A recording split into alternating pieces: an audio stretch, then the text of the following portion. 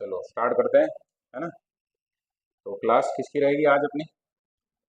हम्म, बोलो। अरे बोलो यार। टेंस। कौन सा टॉपिक पढ़ रहे हैं अपन आज? टेंस वाला, ठीक है ना। तो टेंस में एक बार हम बात कर चुके हैं, कितने प्रकार है। एक बार वापस लिखें सबको, है ना। बढ़िया रहेगा ना। हाँ, बोलो कौन कौन से टेंस के प्रकार है। पहला कौन सा है? प्रेजेंट टेंस है, ठीक है ना। प्रेजेंट टेंस है। दूसरा कौन सा है? पास्ट टेंस है। तीसरा कौन सा है?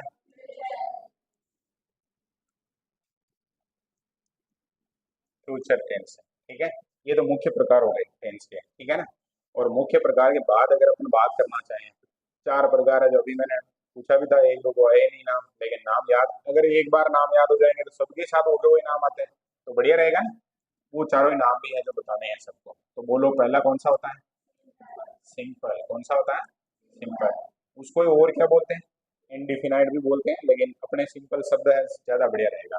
दूसरा कौन सा होता है बोलो? हाँ, कंटिन्यूअस। कौन सा होता है? कंटिन्यूअस। तीसरा कौन सा होता है बोलो?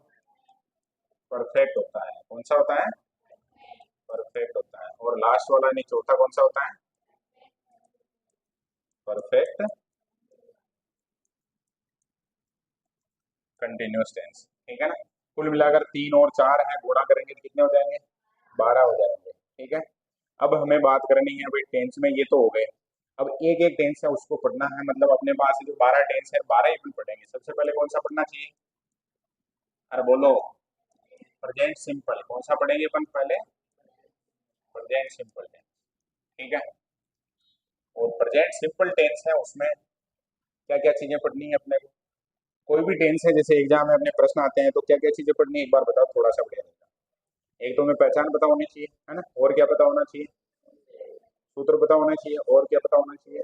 उसके नियम पता होने चाहिए, कैसे सूत्रों का उपयोग होता है ना। ओब्लिक वगैरह है तो उसमें कहाँ क्या आता है। और क्या पता होना चाहिए? और क्या पढ़ना चाहिए? उदाहरण पढ़ने चाहिए ना। तो उदाहरण तो एक ही साथ ढेर सारे हैं जो वो पेपर में आ जाएंगे अपने। बाकी तीन चीजें हैं उसको अपने जो एक साथ पढ़ लेते हैं, ठीक है ना। तो प्रेजेंट है, उसमें अगर बात करें अपन, देखो पहचान है, आइडेंटिटी। पहचान शब्द है ना। पहचान शब्द है, उसमें जो पहचान भी अपने पास क्या क्या क्योंकि हम आज तो भाई ग्रामीण क्षेत्र के विद्यार्थी हैं, और ग्रामीण क्षेत्र के विद्यार्थियों के लिए थोड़ी समस्या रहती है कि घर पे मम्मी पापा अंग्रेजी थोड़ी बोलते हैं, अपने नहीं बोलते हैं ना। तो हमें जो थोड़ी पहचान ऐसे पता होनी चाहिए अपनी भाषा में भी, मतलब हिंदी में भी पता होनी चाहिए और अंग्रेजी में भी पता होनी चाहिए। तो हिंदी में, और कौन सी भाषा में पढ़ने वाले हैं अपन? इंग्लिश तो वैसे पढ़ ही रहे हैं, इंग्लिश की भी आनी चाहिए, हिंदी की भी पहचान है जो हमें पता होनी चाहिए। तो अगर हिंदी की कल मैंने बताई थी, अगर किसी विद्यार्थी को बताया तो बताओ। ता है, क्या आता है लास्ट में? हाँ, क्या आता है? ता है आता है। या अगर स्त्रीलिंग है तो क्या हो सकता है वहाँ? ती है हो सकता है। या बहुवचन है तो क्या हो सकता है? वैसे ये नहीं आएगा यहाँ, है ना। क्या हो सकता है? ते है। हिंदी का भी ध्यान रखना, देखो बहुवचन होता है तो वहां पर डॉट आता है, बाकी नहीं आता है, ऐसे भी ध्यान रखना। शुद्ध शुद्ध में आगे है तो काम आएगा आपके। अब ये तो होगी केवल नाम मात्र की बात हो गई। नाम मात्र की मतलब केवल ऐसे ही, क्योंकि पढ़ते हैं तो हम बात करते हैं इस कारण से, भाई राम खेलता है, रोज विद्यालय जाता है, रोज नाचता है, ऐसे खूब सारे वाक्य बना सकते हैं, तो उससे पता चलता है कि वो प्रेजेंट सिंपल का है, ठीक है। उसके फॉर्मूलाज वगैरह हैं जो अप्लाई करके अपन जो अंग्रेजी के वाक्य बना सकते हैं। हमें परीक्षा के हिसाब से जो पहचान याद करनी है वो किसकी याद करनी है?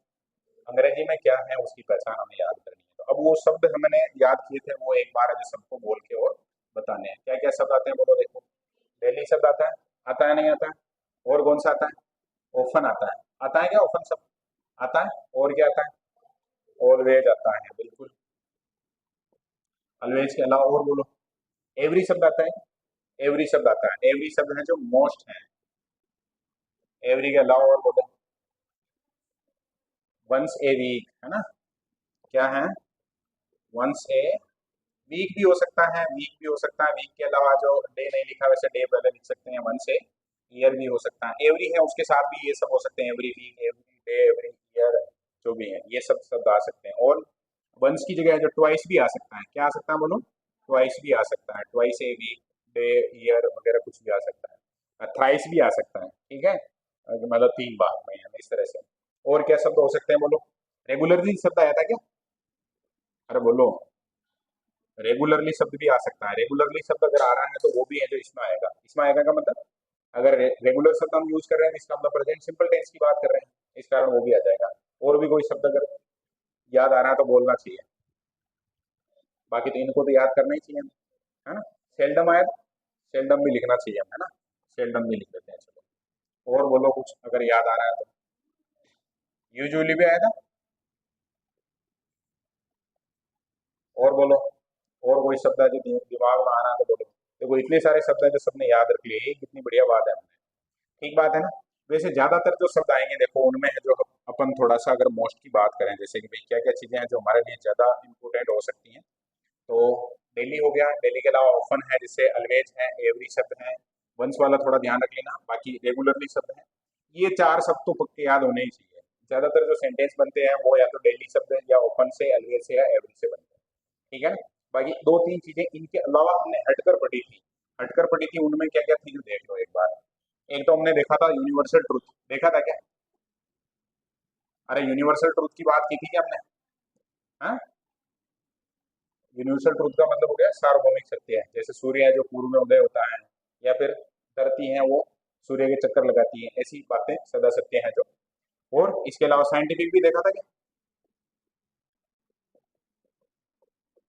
साइंटिफिक फैक्ट लिख सकते हैं अपन, साइंटिफिक फैक्ट, है ना, एफएसटी साइंटिफिक फैक्ट। या और क्या चीजें हो सकती है, हिस्टोरिक फैक्ट भी इसमें आ जाएंगे। कौन से फैक्ट? हिस्टोरिक फैक्ट भी इसमें आ जाएंगे। यानी ऐतिहासिक तथ्य अगर कहीं भी हम बात कर रहे हैं तो इसका मतलब वहां पर है जो हमें, अगर प्रेजेंट सिंपल की बात कर रहे हैं तो फिर प्रेजेंट सिंपल ही रहता हूँ। ठीक है ना। इतनी सारी चीजें हैं जो हमने किस में पढ़ी हैं बोलो, इसकी पहचान में। और पहचान भी खास तौर से जो याद रखना है, जिसमें हमें काम करना है, वो कौन सा है? इंग्लिश वाला। बाकी वो तो याद रह जाएगा, कहाँ है, तीन है, तो याद रह जाएगा। क्लियर है ना। आगे हमें और बात करनी चाहिए इसके सूत्र की, किसकी बात करनी चाहिए बोलो, कि अगर वाक्य को हमने पहचान लिया इस तरह का है, तो फिर हमें जो उसमें सेंटेंस का स्ट्रक्चर है उसको किस तरह से मैनेज करेंगे, किस तरह से देखेंगे। ठीक है ना। तो मैं ऊपर है जो सीधा यही शब्द लिख देता हूँ, इसके जो सूत्र क्या है। तो चार प्रकार से सूत्र लिखते हैं अपन। कितने प्रकार से लिखते हैं? अफर्मेटिव भी बोलते हैं इसको, पॉजिटिव भी बोलते हैं अपन, है जो अपने शॉर्ट नोट्स के हिसाब से है जो पॉजिटिव बोल देते हैं, पी लिख देते हैं इसका। सबसे पहले आता है इसमें सब्जेक्ट, क्या आता है बोलो? सब्जेक्ट। अभी एक सेंटेंस है जो लिख के बताया था पहले मैंने, ही इज माई फ्रेंड, ऐसे तो वो ही है जो सब्जेक्ट है। ऐसे ही जो भी नाम आएगा किसी का ऐसे तो वो सब्जेक्ट हो गया। सब्जेक्ट के बाद क्या आएगा देखो, वर्ब की फर्स्ट फॉर्म आएगी, या वर्ब की फर्स्ट फॉर्म में एस या ई एस आएगा। ठीक है। इस तरह का इसका स्ट्रक्चर बनता है पॉजिटिव का। और अगर कोई सेंस अगर कुछ है तो वो जो आगे अपन लिखेंगे। ठीक है ना। तो ये एक तरीके से यहाँ अपना सेंटेंस हो गया। आई क्या बात समझ में? आ गई। अब आगे अगर अपन बात करते हैं तो इसी को अगर नेगेटिव सेंटेंस के रूप में लिखें अपन, तो यहाँ पर थोड़ा सा बदलाव होगा। सबसे पहले जैसे सब्जेक्ट आ गया, उसके बाद वहां पर हमें डू डज लाना पड़ेगा। क्या लिखना पड़ेगा बोलो? डू या डज। ओब्लिक है ये, ओब्लिक का मतलब या तो डू आएगा या डज आएगा, दोनों में से कोई एक आएगा। ठीक है ना। उसके बाद हमें वर्ब से पहले क्या लिखना पड़ेगा बोलो? क्योंकि हम नेगेटिव की बात कर रहे हैं तो नोट लिखना पड़ेगा। ठीक है ना। और नोट के बाद क्या लिखेंगे बोलो? फिर क्या आ जाएगा? वर्ब की फर्स्ट फॉर्म आ जाएगी, और फिर है जो आगे जो भी शेष वाक्य है उसको लिख देंगे। अब इसमें और इसमें क्या अंतर आया है? इसमें फर्स्ट फॉर्म या फर्स्ट फॉर्म में ऐसी यस था, ठीक है ना। और यहाँ पर अब क्या हो गया? डू डज आ गया, यहाँ सीधा फर्स्ट फॉर्म ही है। मतलब आप है जो भले ही हो, सी हो, कुछ भी हो, फर्स्ट फॉर्म ही आएगी अगर वो डू डज। वैसे डू डज है, जैसे ऐसी यस जिनके साथ लगा रहे थे उन सब के साथ अपन डज का उपयोग करेंगे। लेकिन वहां से बदलाव ये है कि फर्स्ट फॉर्म या फर्स्ट फॉर्म में यस है, उसके बजाय केवल फर्स्ट फॉर्म ही आ जाएगी। ठीक है। फिर अगर हम नेगेटिव की बात करें, नेगेटिव का मतलब तो जानते हैं ना, नेगेटिव का मतलब, नेगेटिव की बात हो गई है, इंट्रोगेटिव की बात करते हैं। इंट्रोगेटिव मतलब प्रश्नवाचक, ऐसा वाक्य है जिसमें लास्ट में क्वेश्चन मार्क लगा हुआ है।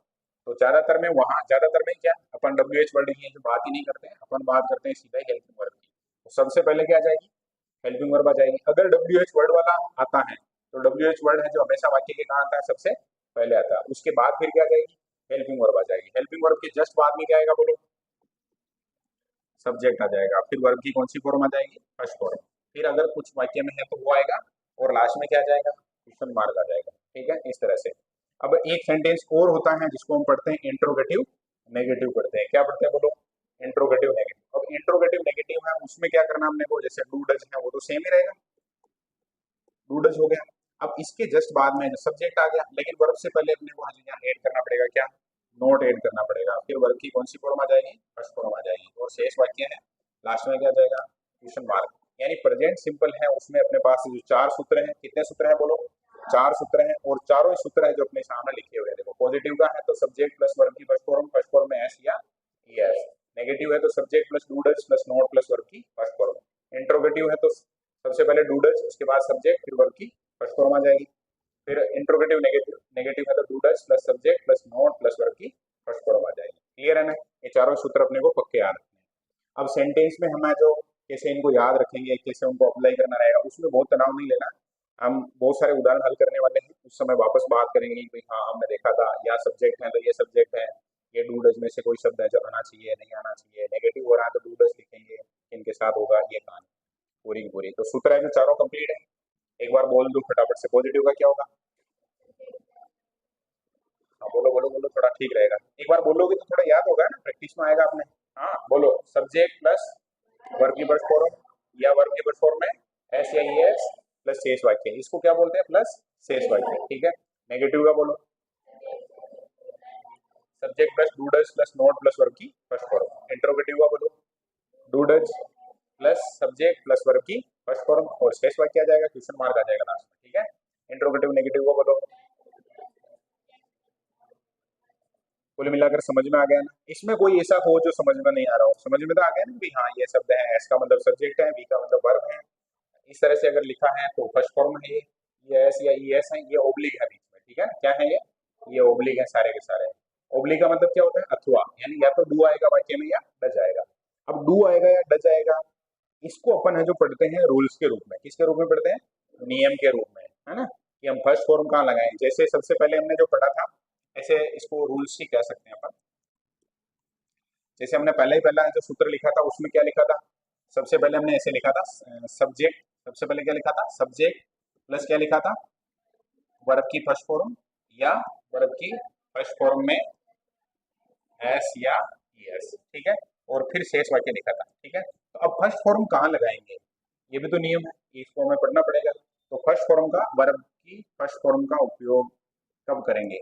जब आई हो, क्या हो बोलो? सब्जेक्ट है जो आई हो, बी हो, या फिर यू हो, दे हो, या फिर क्या हो? प्लूरल नंबर हो, सिंगुलर नंबर हो या प्लूरल नंबर। बोलो बराबर देगा, अरे बोलो बराबर। प्लूरल नंबर हो। ठीक है ना? आ गई ये बात समझ में? यानी कि वर्ब की फर्स्ट फॉर्म जब यूज करेंगे अपन I we you they plural noun के साथ। नाउन का मतलब क्या होता है? संज्ञा। यानी कोई भी संज्ञा शब्द आ गया, किसी व्यक्ति, वस्तु, स्थान, गुण, भाव, कोई सा भी, लेकिन वो अगर एक वचन में है तो फिर हम वहां पर किसका उपयोग कर लेंगे? फर्स्ट फॉर्म का यूज कर लेंगे। इसमें पॉजिटिव वाले सेंटेंस में। ठीक है। अब वो कह रहा है कि वर्ब में एस या ई एस, है ना? तो वर्ब की फर्स्ट फॉर्म में एस या ई एस कब लगाएंगे, उसको भी तो अपने को पढ़ना पड़ेगा। तो कब लगाएंगे? जब सब्जेक्ट हो ही या सी, या हो इट, या किसी व्यक्ति का क्या हो? नाम हो, या फिर जो संज्ञा हो वो कैसी हो बोलो? सिंगुलर नाउन हो। क्या हो बोलो? सिंगुलर नाउन हो। यानी एक वचन संज्ञा है अगर तो वर्ब। तो प्लूरल नाउन का मतलब क्या हो गया? बहुवचन। और सिंगुलर नाउन का मतलब क्या हो गया? एक वचन। ठीक है ना? वहां बोलने में शायद मैं जो गलत बोल गया था, प्लूरल का मतलब बहुवचन। ठीक है। सिंगुलर का मतलब एक वचन। उसको है जो कंप्लीट एकदम याद रखना अपने को। अगर सेंटेंस में सब्जेक्ट सब्जेक्ट अगर हमने देखा ही है या सी है या इट है या किसी व्यक्ति का नाम है या एक वचन संज्ञा है, तो फिर हमें जो यूज करना है वर्ब में, वर्ब की फर्स्ट फॉर्म में एस या ई एस का। कौन से सूत्र में? तो पॉजिटिव वाले। आ गई ना बात समझ में? अब इससे जस्ट हम आगे बढ़ते हैं ना, तो अपने को एक चीज और देखने को मिलती है, उसमें आता है देखो सब्जेक्ट, और उसके बाद हम पढ़ते हैं डू या डज। क्या पढ़ते हैं? डू या डज पढ़ते हैं। फिर पढ़ते हैं नॉट, फिर पढ़ते हैं प्लस वर्ब की फर्स्ट फॉर्म, फिर प्लस है जो ऐसे पढ़ते हैं। अब यहाँ पर जो फर्स्ट फॉर्म है ना, ये डू डज जिसमें आ गया और नॉट आ गया, तो ये सभी के साथ फर्स्ट फॉर्म ही आती है। ऐसी एस का लफड़ा नहीं है। ऐसे नहीं कि तुम जो इधर देख लो सब्जेक्ट में ही लिखा हुआ तो इधर फर्स्ट फॉर्म में ऐसी एस लगा दो। जब सेंटेंस में डू डज और नॉट आ गया, मतलब डू डज आ गया, तो फिर वो हमेशा फर्स्ट फॉर्म ही रहेगी। क्लियर है? लेकिन अब हमारे में जो सामने प्रश्न है कि भाई डू डज है ना, उनमें डू किसके साथ आएगा, डज किसके साथ आएगा, ये भी लफड़ा है ना। तो इसमें देखो डू डज डज लिखा हुआ, इसमें ई एस लिखा हुआ है या नहीं है? और यहाँ पर क्या नजर आ रहा है? देखो ए एस नजर आ रहा है। इसका मतलब ये हुआ कि हम जो डज का उपयोग, यानी कि D O E S, does का उपयोग किन के साथ करेंगे? He she it name singular noun के साथ करेंगे। नियम में और नियम हमने ऐड कर लिया। यानी कि जहां पर वर्ब की फर्स्ट फॉर्म में एस ई एस लगा रहे थे हम पॉजिटिव में, नेगेटिव इंट्रोगेटिव में वहीं पर हम क्या लगा देंगे बोलो? डज लगा देंगे। क्लियर हुआ क्या? ये हो गया क्लियर? और ऐसे कैसे ही ये है, इसमें जो क्या जाएगा बोलो? डू आ जाएगा। यानी I we you they plural noun है तो हम किसका उपयोग कर लेंगे? डू का उपयोग करने के। कंप्लीट हुआ क्या ये नियम हो गया। अगर ये नियम हमें याद आ गया, याद हो गया, अच्छे से हमने याद कर लिया, तो परीक्षा में कोई भी प्रश्न आएगा उसको हम आराम से हल कर सकते हैं। एक बार वापस देखें, शुरू में हमने बात की थी कि टेंस के कितने प्रकार हैं, प्रेजेंट हो गया, पास्ट हो गया, फ्यूचर हो गया। प्रत्येक के फिर 4 प्रकार हैं। 4 में हमने पहला देखा था सिंपल, दूसरा कंटिन्यूस, तीसरा परफेक्ट और चौथा कौन सा हो गया परफेक्ट कंटिन्यूस। फिर आगे हमने बात की थी दूसरे नंबर पे कौन से टेंस की बात की थी, प्रेजेंट सिंपल टेंस की बात की थी। प्रेजेंट सिंपल टेंस की हिंदी में पहचान की बात की थी, ता है, ती है, ते है आता है। अंग्रेजी में हमने बात की थी daily, often, always, every, once a week, twice a week, regularly, seldom, usually, या फिर हैबिचुअल नाउन, ये भी हमने पढ़ा था। हैबिचुअल एक्टिविटी है या प्रोवर्ब्स हैं वो भी इसमें आ सकते हैं। यूनिवर्सल ट्रूथ इसमें आ जाएंगे, साइंटिफिक फैक्ट इसमें आ जाएंगे, हिस्टोरिकल फैक्ट इसमें आ जाएंगे। ये सारी कहानियां जो हमने देखी थी पहचान के रूप में। फिर आगे हमने बात की थी इसके सूत्र की, 4 सूत्र लिखे थे। पॉजिटिव का लिखा था सब्जेक्ट प्लस वर्ब की फर्स्ट फॉर्म या फर्स्ट फॉर्म में एस या ईएस। नेगेटिव में हमने सब्जेक्ट के बाद डू डज और फिर वर्ब से पहले क्या देखा था नॉट। इंट्रोगेटिव जब बनता है तो सबसे पहले क्या जाता है डू डज आ जाता है, फिर सब्जेक्ट आता है, फिर वर्ब की फर्स्ट फॉर्म आती है, आगे जो भी कहानी है। इंट्रोगेटिव नेगेटिव है उसमें डू डज भी आता है, सब वर्ब से पहले क्या आता है नॉट भी आता है। ठीक है, वैसे इतना बहुत ज्यादा याद रखने की आवश्यकता होती नहीं है। अपने वहां तो एक सेंटेंस आता है और उसमें एक जगह वो मिसफाइल्ड आता है, उसी का पता रखना पड़ता है कि फर्स्ट फॉर्म आएगी, सेकंड फॉर्म आएगी, आईएनजी लिखना है, ईडी लगाना है, हेल्पिंग वर्ब लगानी, उसका ही ध्यान रखना होता है। पूरा पूरा ऐसा वाक्य अपने को नहीं लिखना होता है। लेकिन अगर सीख जाएंगे तो अपने को, क्योंकि वो थ्योरेटिकल एग्जाम होते हैं अपने तो 10वीं 12वीं में, तो उस हिसाब से अपने फायदे की चीजें हैं। फिर लास्ट में हमने जो नियम देखे और नियम है जो बहुत अच्छे समझ में आ गए होंगे। वर्ब की फर्स्ट फॉर्म या डू का उपयोग करते हैं किनके साथ बोलो एक बार, I we you they plural noun के साथ। ठीक है, और डज या वर्ब की फर्स्ट फॉर्म में एस या ईएस का उपयोग करते हैं he she it name singular noun के साथ। क्लियर हुआ क्या, हो गया क्लियर, आ गया समझ में सबको अच्छे से। एक टेंस है, इससे आगे बढ़ जाएगा। दूसरे नंबर का अपना जो टेंस है वो है, क्या नाम है उसका, प्रेजेंट कंटिन्यूस टेंस। कौन सा है बोलो, प्रेजेंट कंटिन्यूअस टेंस। ठीक है, नाम तो कम से कम 2-4 बार बोल लेंगे तो जो नियम वगैरह पढ़ेंगे वो थोड़े याद हो जाएंगे, बढ़िया रहेगा, है ना। तो नाम हो गया प्रेजेंट कंटिन्यूअस टेंस। ठीक है, वो की वही कहानी है, सबसे पहले पहचान, फिर उसके सूत्र, फिर उसके नियम वगैरह ऐसे पढ़ेंगे अपन। ठीक है, तो इसकी अगर पहचान की अगर बात करें अपन, इसकी बात करनी चाहिए सबसे पहले पहचान की। तो पहचान में सबसे पहले हिंदी की बात करेंगे तो हिंदी में तो क्या आएगा, रहा है, क्या आएगा बोलो, रहा है या रही है या रहे हैं। आगे क्या बात समझ में, ये हिंदी की पहचान हो गई। लेकिन हिंदी की पहचान से ज्यादा काम नहीं है, केवल अपने सामान्य जीवन में भाई हाँ ये कहानी है जो इस तरह की है उसको समझने के हिसाब से हमने ये बात की। बाकी हमारे जो मेन काम है वो है अंग्रेजी से, क्योंकि परीक्षा में प्रश्न आएगा वो किस में आएगा, अंग्रेजी में लिखा हुआ आएगा, तो अंग्रेजी में अपने को पता होना चाहिए। अंग्रेजी में जो सबसे ज्यादा बार इसका उपयोग किया जाता है इसके पहचान में वो आता है नाउ। क्या आता है बोलो, नाउ। ठीक है, नाउ के अलावा जो शब्द आते हैं उसमें आता है जैसे एट दिस टाइम है, क्या आता है बोलो, एट दिस टाइम है। ऐसे कैसे एक शब्द होता है एट परसेंट, क्या होता है 8%, यानी इस समय 8% हो गया। या कभी कभी है जो एट दिस मोमेंट भी यूज कर लेते हैं अपन, क्या कर लेते हैं एट दिस मोमेंट। या फिर विस्मयादि बोधक वाला कोई सेंटेंस आ जाता है, जैसे उसमें क्या क्या शब्द लिखे हुए देखे थे हमने, जैसे जैसे आ गया लुक, है ना, क्या आ गया लुक, और उसके विस्मयादि आ गया। या फिर सीन, देखो सीन, और फिर ये आ गया। फिर एक था लिसन, है ना, देखा था क्या हमने लिसन, उसमें भी विस्मयादि बोधक आ गया था। इसका मतलब वहां पर सुनना, मतलब लिसन मतलब क्या होता है सुनो, ऐसे बोलते हैं ना सुनो। लेकिन इनमें तीनों में जो निशान बना हुआ उसको अच्छे से ध्यान रखना, विस्मयादि बोधक का निशान आता है तब वो किस में आता है, प्रेजेंट कंटिन्यूस में आता है। तो ये हमने किसकी बात की, पहचान की बात की। पहचान आ जाएगी यार, पहला क्या है सब, नाउ, क्या है बोलो नाउ। फिर ये तीन है उसमें at this time, at present और एट दिस मोमेंट। ठीक है, फिर ये लुक है, सीन है, लिसन है, इनको भी याद रखना। ठीक है, याद हो जाएंगे, बहुत ज्यादा कठिन नहीं, बहुत इजी काम है। फिर आगे अगर अपन बात करें तो आगे बात करें तो अब हमें बात करनी है इसके सूत्र की, किसकी बात करनी है बोलो, हाँ भाई इस टेंस में भी तो सूत्र तो होते ही है ना। तो सूत्र कितने लिखेंगे हर टेंस में, कितने लिखने वाले हैं अपन, कितने लिखेंगे बोलो, 4 लिखेंगे। कितने, 4 लिखेंगे। अब 4 लिखेंगे तो सबसे पहले क्या है पॉजिटिव है ना, और पॉजिटिव में है तो सबसे पहले सब्जेक्ट आता है। सब में ये नियम रहेगा, पॉजिटिव में तो सबसे पहले सब्जेक्ट आएगा, तो सब्जेक्ट आ गया। उसके बाद क्योंकि ये कंटिन्यूस है तो इसमें हेल्पिंग वर्ब आएगी, is am are. Helping verb क्या थी बोलो, इज या एम या आर। ठीक है, बीच में ओब्लिक लग रहा मतलब समझ गए ना, या तो इज आएगा या एम आएगा या आर आएगा, वो नियम में पढ़ लेंगे किसके साथ क्या आएगा। प्लस वर्ब की फर्स्ट फॉर्म में कंटिन्यूस है तो हमेशा क्या आता है, आई एन जी, क्या था बोलो, आई एन जी, और प्लस फिर आगे क्या आ जाएगा, शेष वाक्य आ जाएगा। आगे क्या बात समझ में, बहुत अच्छे से अपने को ये चीजें समझनी है। क्या चीजें समझनी है, ए जे एम आर आता है, वर्ब की फर्स्ट फॉर्म में आई एन जी आती है, इस तरह का। अब नेगेटिव इंट्रोगेटिव इसके बहुत आसान है, बहुत आसान कैसे है, क्योंकि जब नेगेटिव बनाना है ना तो सब्जेक्ट आ जाएगा इज, एम, आर, ऐसे कैसे आ जाएगा, और वर्ब से पहले केवल एक काम करना, अपने को क्या लिखना, नॉट लिखना है। फिर वर्ब की फर्स्ट फॉर्म में अपने को क्या लगानी है, आईएनजी लगानी है, बाकी सेम सेंटेंस है जो पूरा का पूरा से रहेगा। यानी पहला जो फॉर्मूला है दूसरा है, उसमें कितना अंतर है, केवल इस शब्द का, बस केवल एक शब्द जो एडिशनल जुड़ा है नॉट, बाकी सब चीजें सेम है। और जुड़ा कहाँ है, वर्ब से पहले जुड़ा है, ऐसे याद रखना। ठीक है, इंट्रोगेटिव जब अपन बनाते हैं तो इंट्रोगेटिव में थोड़ी सी कहानी बदलती है। हेल्पिंग वर्ब कहाँ जाती है बोलो, सबसे पहले आ जाती है। हेल्पिंग वर्ब कहाँ जाएगी बोलो, सबसे पहले आ जाएगी। फिर क्या आएगा, सब्जेक्ट आएगा, फिर वर्ब की फर्स्ट फॉर्म में क्या आएगा बोलो, आईएनजी आएगा, और फिर क्या आ जाएगा, शेष वाक्य, और लास्ट में अगर प्रश्नवाचक है इंट्रोगेटिव है तो क्या आ जाता है, क्वेश्चन मार्क आ जाता है। ठीक है, फिर जैसे अपन आगे चलेंगे तो इंट्रोगेटिव नेगेटिव बनेगा।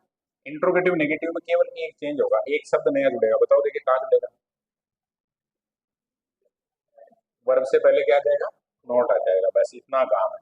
यानी इज का इज आएगा, एम का एम रहेगा, आर का क्या रहेगा, आर रहेगा, प्लस सब्जेक्ट हो गया, और यहाँ पर हम जो जोड़ देंगे क्या, नॉट, फिर प्लस वर्ब की फर्स्ट फॉर्म में क्या आ जाएगा बोलो, आई एन जी आ जाएगा, और शेष वाक्य लास्ट में क्या आ जाएगा, क्वेश्चन मार्क। ये चार सूत्र हो गए इसके, आसान है ना, बहुत इजी काम है, कोई लफड़ा नहीं है, बस सिंपल सा ध्यान रखना, subject is am are, verb की फर्स्ट फॉर्म में आई एन जी। ठीक है, अब बदलाव क्या हो रहे हैं, तो नेगेटिव जैसे ही हुआ तो वर्ब से पहले, यहाँ पर वर्ब थी उससे पहले क्या आ गया, नोट आ गया। इंट्रोगेटिव में क्या बदलाव होता है, हेल्पिंग वर्ब आगे चली जाती है, सब्जेक्ट बाद में आ जाता है, बस। और इंट्रोगेटिव नेगेटिव है तो वर्ब से पहले वापस क्या एडिशनल और जोड़ दिया हमने, नॉट जोड़ दिया, बस इतना काम करना। याद हो गया नहीं है, सरल है बिल्कुल, आराम से याद हो जाएगा, कोई तनाव नहीं लेना। ठीक है, आगे अगर बात करें तो इसमें भी नियम पढ़ना पड़ेगा अपने को, क्योंकि ओब्लिग आ रहा है, जहाँ भी ओब्लिग आ रहा है तो नियम पढ़ना पड़ता है। इज एम आर है ना, तो रूल्स हैं उसमें, अपन जो बात कर लेते हैं। देखो इज का प्रयोग कहाँ करेंगे, तो इज का प्रयोग करेंगे, देखो ही, क्या क्या होगा, ही, सी, फिर आएगा इट, किसी व्यक्ति का नाम, या फिर क्या आएगा, सिंगुलर नाउन, सिंगुलर नाउन।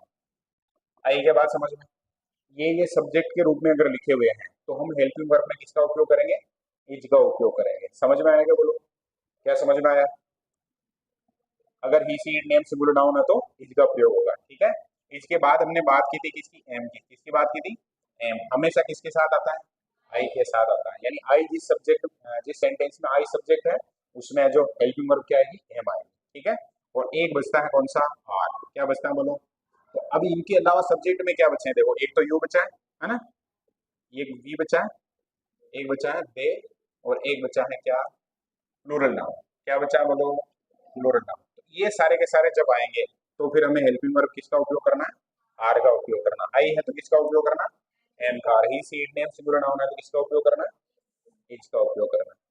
बहुत आराम से जो कंप्लीट है ना, पहचान पढ़ ली हमने, ऐसे कैसे पूरा काम है जो कंप्लीट है ये, मतलब एक एक तरीके से अपना एक टेंस है जो कंप्लीट है वर्ड। पहचान में क्या देखा था, हिंदी में क्या देखा था, रहा है, रही है, रहे हैं। ठीक है, और पहचान अंग्रेजी वाली में देखा था हमने, now, at this time, at present, at this moment, look, listen या सी, ये तीन शब्द और देखे थे, है ना। यहाँ तक काम कंप्लीट है अपना। इसके बाद हमने जो सूत्रों की बात कर ली, सूत्र बोलो पॉजिटिव का,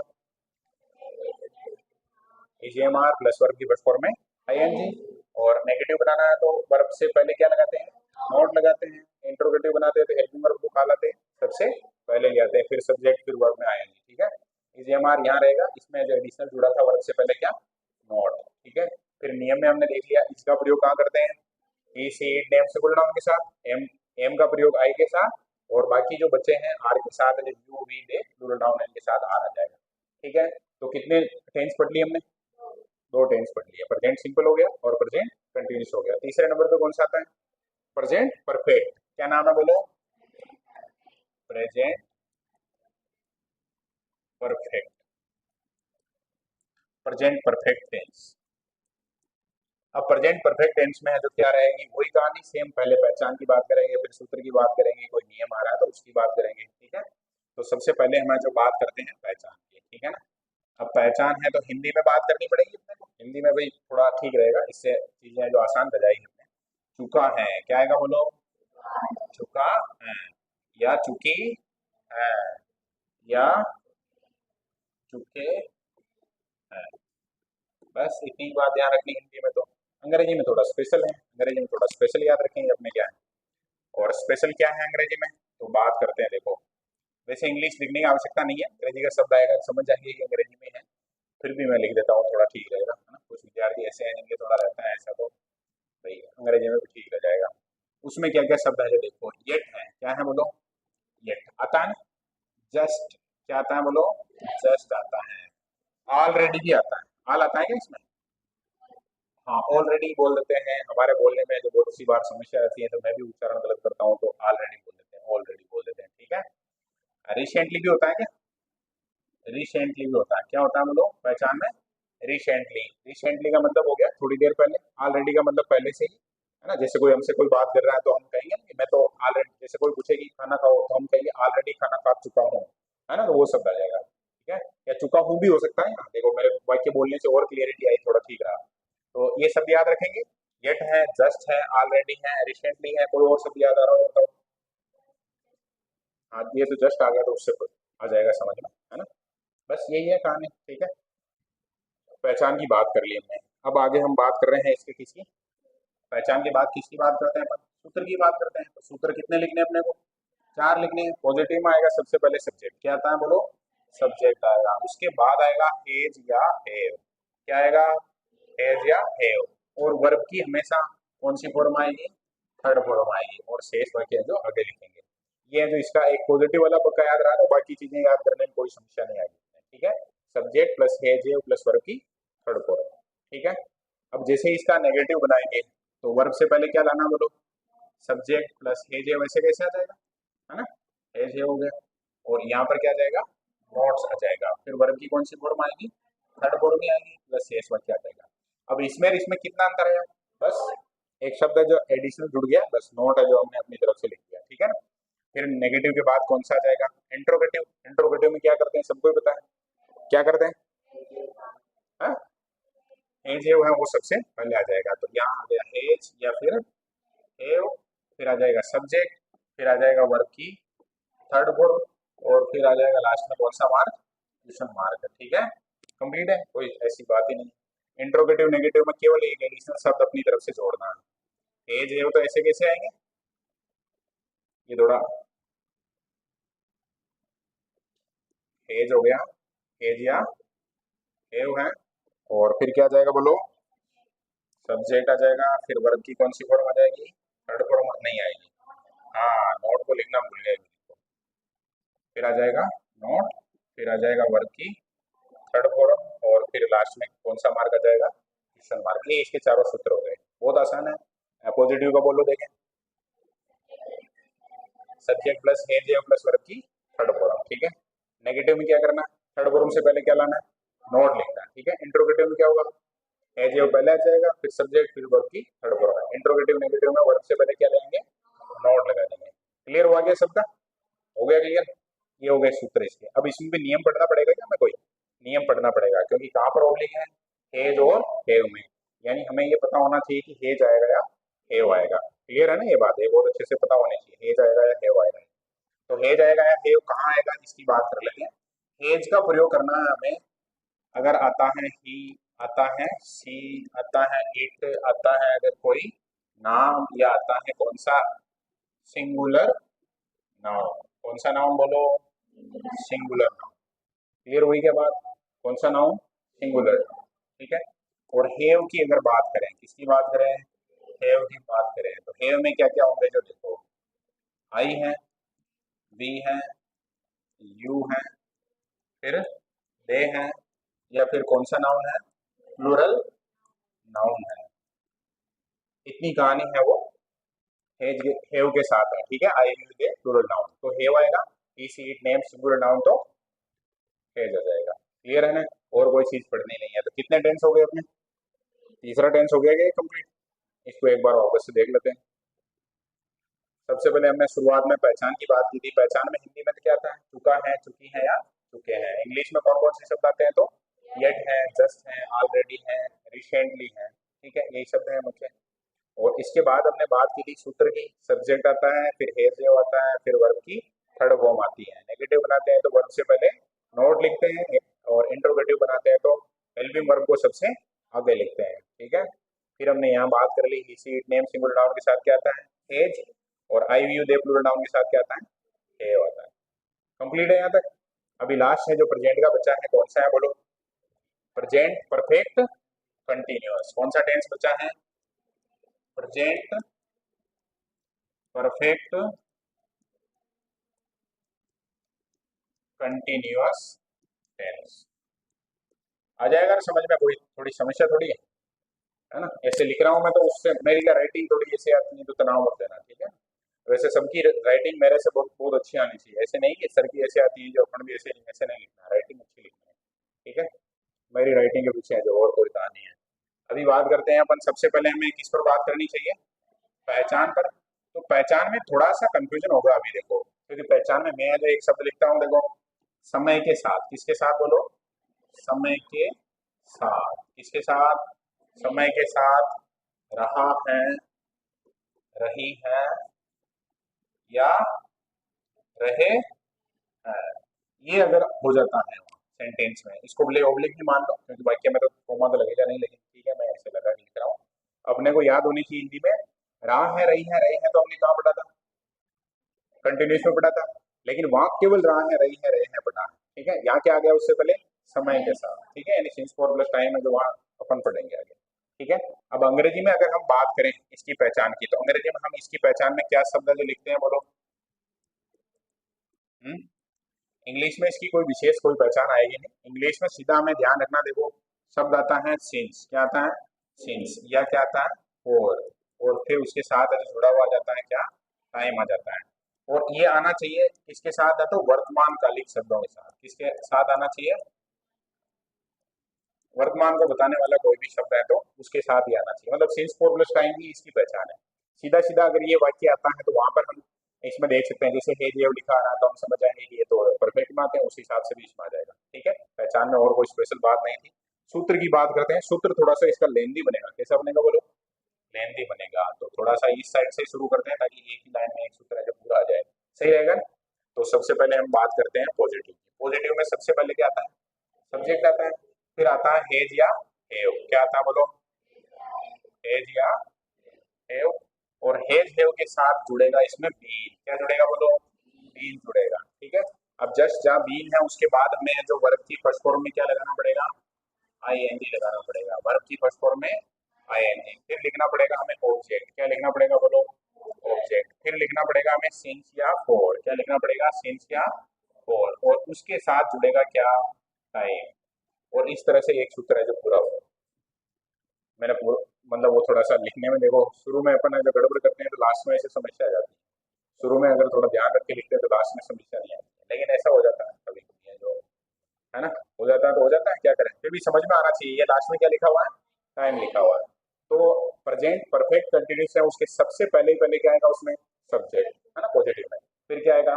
हैज हैव। उसके बाद क्या आएगा? बीन आएगा। फिर क्या आएगा? वर्ब की फर्स्ट फॉर्म में आईएनजी। उसके बाद क्या आएगा? ऑब्जेक्ट आएगा। उसके बाद क्या आएगा? सिंस या फॉर। उसके बाद क्या आएगा? टाइम आएगा। ठीक है, ये इसका सेंटेंस का स्ट्रक्चर हो गया। इसमें जब नेगेटिव या इंट्रोगेटिव बनाएंगे ना, नेगेटिव बनाएंगे उसमें थोड़ा सा लफड़ा है। कितना सा लफड़ा है बोलो? बोलो थोड़ा सा। कितना लफड़ा है? थोड़ा सा। और लफड़ा क्या है बता रहा हूँ, देखो सब्जेक्ट आ जाएगा, हैज हैव भी ऐसे कैसे आ जाएगा। लेकिन हम है जो हर एक में वर्ब की फर्स्ट फॉर्म या वर्ब की जो भी फॉर्म आ रही है उससे पहले नोट लगा रहे थे। यहाँ बीन से पहले नोट लिखना आपको, बस ये इंपॉर्टेंट बात है, इसको याद रखना। ठीक है, यानी कि हेज हैव लिख दिया, इसके बाद क्या जाएगा? नोट लिखा हुआ जाएगा। और उसके बाद क्या आएगा बोलो? फिर बीन आएगा। ठीक है, और बीन के बाद है जो वर्ब की फर्स्ट फॉर्म में आईएनजी लिखना अपने को। उसके बाद क्या लिखेंगे? ऑब्जेक्ट लिखेंगे। उसके बाद क्या लिखेंगे बोलो? सिंस लिखेंगे, है ना। फिर क्या लिखेंगे? और लिखेंगे। और फिर क्या लिखेंगे बोलो? टाइम लिखेंगे। ठीक है, और डॉट आ जाएगा। ये है जो इसका पूरा का पूरा किसका स्ट्रक्चर हो गया एक तरीके से? इसका स्ट्रक्चर हुआ नेगेटिव हो जाएगा। ठीक है, अब नेगेटिव में नोट को अच्छे से ध्यान रखना है। नोट जो कहाँ लगाया हमने? बीन से पहले लगाया। बाकी सब में कहाँ लगा रहे थे? वर्ब से पहले लगा रहते हैं, या बीन है जो वर्ब के रूप में अपने को माननी है एक तरीके से, ठीक है। इंट्रोगेटिव जब होगा, इसका इंट्रोगेटिव होगा तो इंट्रोगेटिव में क्या करेंगे, सबसे पहले क्या जाएगा बोलो, हेज या हेव आ जाएगा, है ना, हेज या हेव आ जाएगा। फिर क्या आएगा बोलो, सब्जेक्ट आ जाएगा। फिर क्या आ जाएगा बोलो, बीन आ जाएगा, है ना। फिर क्या आ जाएगा, वर्ब की फर्स्ट फॉर्म में आईएनजी आ जाएगी। फिर क्या आ जाएगा, ऑब्जेक्ट। फिर क्या आ जाएगा बोलो, सिंस या और आ जाएगा। फिर क्या आ जाएगा बोलो, टाइम आ जाएगा। और लास्ट में अगर प्रश्नवाचक है तो क्या आएगा, क्वेश्चन मार्क आएगा, प्रश्नवाचक चिन्ह आएगा, ठीक है। अब यहाँ पर अगर अगर हम बात करना चाहें, इसमें भी अपने को नेगेटिव तो बनाना है, इंट्रोगेटिव नेगेटिव। तो वो इंट्रोगेटिव नेगेटिव की जो कहानी है उसको थोड़ा सा देखो। सबसे पहले हेज आ गया, या फिर क्या आ जाएगा, हेव आ जाएगा। फिर सब्जेक्ट आ जाएगा क्या, फिर है जो क्या लिखेंगे अपन, नॉट लिखेंगे। क्या लिखेंगे, नॉट लिखेंगे। फिर क्या लिखेंगे बोलो, बीन लिखेंगे। फिर क्या लिखेंगे, वर्ब की फर्स्ट फॉर्म में आईएनजी लिखेंगे। फिर क्या लिखेंगे, ऑब्जेक्ट लिखेंगे। फिर क्या लिखेंगे, सिंस या और लिखेंगे। और फिर क्या लिखेंगे, टाइम लिखेंगे। और लास्ट में है जो क्या आना चाहिए, प्रश्नवाचक चिन्ह आना चाहिए। ये चारों सूत्र बनेंगे। हालांकि लिखने में है जो बहुत सारी लिखी चीजें हमने, अगर हमें समझ में आ गया तो लिखने में और याद करने में कोई समस्या नहीं आएगी। एक याद हो गया बस, नेगेटिव कहाँ, बीन से पहले नोट बस। और हेल्पिंग वर्ब में जो इंट्रोगेटिव कहाँ जाती है, पहले आ जाती है। इतना काम करना हमने को, बाकी है जो ये अपना कंप्लीट है। इसमें भी रूल याद करना पड़ेगा कि कोई हेज होगा तो हमने पहले ही पढ़ लिया परफेक्ट में, वो की वही कहानी, हेज में कोई लफड़ा है नहीं। अब जो नई बात रही है वो तो यहाँ आई है, सीन्स आएगा या फोर आएगा उसका हमें पता लगाना है। तो अपने को जो ये रूल पढ़ लेते हैं, सीन्स का प्रयोग कहाँ करेंगे उसकी बात कर लेते हैं, ठीक है ना। इसका प्रयोग, सीन्स का प्रयोग हिंदी में लिख देता हूँ मैं, समय बिंदु से पहले कहाँ यूज करते हैं बोलो, समय बिंदु से पूर्व। समय बिंदु से पूर्व कहाँ उपयोग करते हैं, समय बिंदु से पूर्व उपयोग करते हैं। समय बिंदु से पूर्व का मतलब समझेंगे, उसके उदाहरण भी लिख लेते हैं, ठीक है। सिंस मॉर्निंग, क्या जाएगा बोलो, सिंस मॉर्निंग। या फिर सिंस, ऐसे नहीं लिखना चाहिए, ऐसे लिख देता हूँ मैं, एक एक अलग अलग पेज पे लिख देते हैं, थोड़ा बढ़िया लगेगा, है ना। सिंस को अलग पे लिख लेंगे, और को अलग लिख लेंगे। ऐसे कैसे ही सिंस है, सिंस के साथ है जो मोर्निंग की जगह क्या हो सकता है, इवनिंग हो सकता है ना। सिंस आके और क्या हो जाएगा, 1995 हो सकता है, कोई भी वर्ष है जहाँ से, ठीक है, ये समय बिंदु हो गया, है ना। और क्या हो सकता है, सिंस जैसे मंडे हो सकता है, सिंस मंडे हो सकता है, ठीक है। और क्या लिख सकते हैं अपन, सिंस 9 o'clock, जैसे सुबह 9 बजे से है तो उसको क्या कर सकते हैं अपन, सिंस 9 o'clock कह सकते हैं, मतलब 9 बजे से, तो वो समय बिंदु हो गया। अब ये सारे के सारे जो सब लिखे ना, जैसे मॉर्निंग है, इवनिंग है, 1995 में हो गया, कोई वर्ष हो गया, जैसे मंडे है, 9 o'clock है, या सिंस जुलाई है, हाँ सिंस जुलाई, वो भी लिख सकते हैं अपन। क्या लिख सकते हैं, सिंस जुलाई। जैसे हम जो पढ़ रहे हैं तो सिंस जुलाई आ जाएगा उसमें, कि जुलाई से पढ़ रहे हैं अपन, है ना, 1 जुलाई से, 2 जुलाई से, जो भी है। इस तरह का अगर किसी प्रश्न में जो वो स्ट्रक्चर बनता है, खालिस्तान आ जाता है, तो वहां अपन किसका प्रयोग करेंगे, सिंस का, ठीक है। खालिस्तान आता नहीं है वैसे, सीधा लिखा हुआ था, लेकिन बाई चांस आ जाए तो अपने जो काम चल जाएगा इससे। और एक हम प्रयोग करने की बात कर रहे थे, किसकी, फोर की, किसकी बात कर रहे थे, फोर। वैसे नॉर्मली फोर का जो उपयोग करते हैं हम, वो कहाँ करते हैं, के लिए। शब्द आता है इसका हिंदी में मीनिंग निकलता है के लिए, ठीक है, फॉर मी, फॉर यू, इस तरह से। अब यहाँ पर कहाँ उपयोग करेंगे, तो समय अवधि के लिए कहाँ उपयोग होगा, समयावधि। क्या बोलते हैं इसको, समयावधि के लिए। किसके लिए बोलो, समयावधि के लिए। अब समयावधि क्या है तो जानते हैं अपन, समयावधि क्या है। जैसे कोई कहे कि मैं 2 दिन से ये काम कर रहा हूँ, 2 घंटे से ये काम कर रहा हूँ, 5 दिन से, 10 साल से मैं यहाँ पढ़ा रहा हूँ, इस तरह उसको क्या कहेंगे, समय की अवधि कहेंगे, बिंदु नहीं कर कहकर क्या कहेंगे, समय अवधि, ठीक है। और 2 hours, क्या कह सकते हैं, फॉर 2 hours। अब ये 2 घंटे है ना, ये क्या है, समय अवधि है, क्या है बोलो, समय अवधि, ठीक है। और 3 days, फॉर 3 days, ये भी क्या है, समय अवधि है ना। या फिर और कोई चाहे तो क्या लिख सकता है, फॉर 5 years, ये भी क्या है, समय अवधि है। वहां हम 1995 लिख रहे थे तो वो एक समय का बिंदु है, और या 5 साल लिख रहे हैं तो वो क्या है, समय की क्या है बोलो, अवधि है। क्लियर है। इसी तरह की और भी चीजें लिख सकते हैं, जैसे ओवर्स हो गया, डेज हो गया, ईयर्स हो गया, और क्या लिख सकते हैं, मंथ भी लिख सकते हैं, फॉर 2 months, है ना। 1 लिख दो, पूरी गिनती हो गई क्या आज।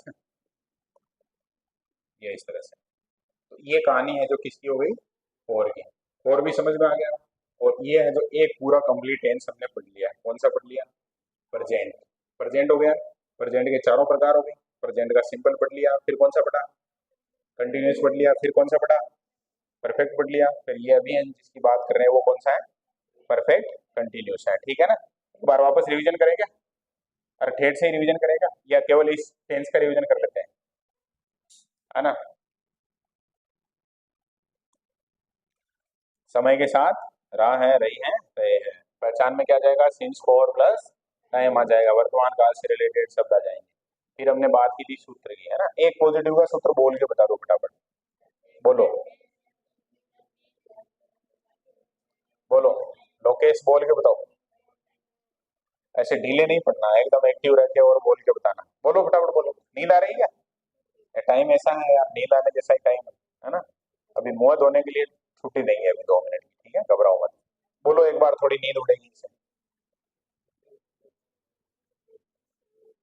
हाँ बोलो, सब्जेक्ट प्लस है जे ओ। हाँ,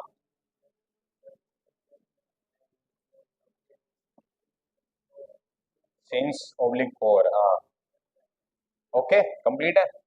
चलो बढ़िया। नेगेटिव कहाँ लगाते हैं, मतलब नेगेटिव में नोट कहाँ लगाते हैं, बीन से पहले। ठीक है, इंट्रोगेटिव है तो एजीओ को कहाँ ले जाएंगे, सबसे पहले। फिर इंट्रोगेटिव नेगेटिव है तो बीन से पहले क्या लगा देंगे, नोट लगा देंगे। कंप्लीट है, कोई समस्या नहीं इसमें। फिर आगे हम बात करें तो सिंस का प्रयोग कहाँ करते हैं, समय बिंदु। ठीक है, समय बिंदु। बिंदु का मतलब मॉर्निंग, इवनिंग, 1995, मंडे, 9 o'clock, जुलाई, ये सब है जो क्या है, समय बिंदु है। फोर का प्रयोग कहाँ करते हैं, बोलो, समय अवधि के लिए। जैसे जो यहाँ शुरू में लिखा था 2 hours, तो 2 घंटे, 2 घंटे क्या है, समय अवधि है ना, या बिंदु है, समय अवधि है। ऐसे कैसे ही 3 days है, ये भी समय अवधि हो गया। 5 years है, समय अवधि हो गया। 1 month है, ये भी क्या हो गया, समय अवधि हो गया। क्लियर है क्या, कंप्लीट, आ गया समझ में अच्छे से। तो एक टेंस है जो सबके समझ में आ गया, पक्की बात है। अब कुछ को लग रहा होगा कि हमें जो एग्जाम्पल तो हल ही नहीं करवाए, ये तो केवल है जो है ऐसे ही लिखवा दिया और कहानी खत्म हो गई, है ना। तो 12 टेंस एक बार कंप्लीट करो, उसके बाद लगभग 100 प्रश्न हल करवाऊंगा। कितने, 100 प्रश्न कह दोगे ऐसे कि अब खूब है ना, अब हमें जो कंप्लीट याद हो गए। तब तक एक बार क्या, ये है जो चीज जरूरी है, ये जब कंप्लीट हो जाएगी तो खूब सारे नाप शनाप हमारे पास उदाहरण है, उनसे पढ़ लेंगे। तो पास्ट को भी पढ़ेंगे, बोलो, पास्ट को भी साथ का साथ पढ़ ले। क्लास कितनी हो गई,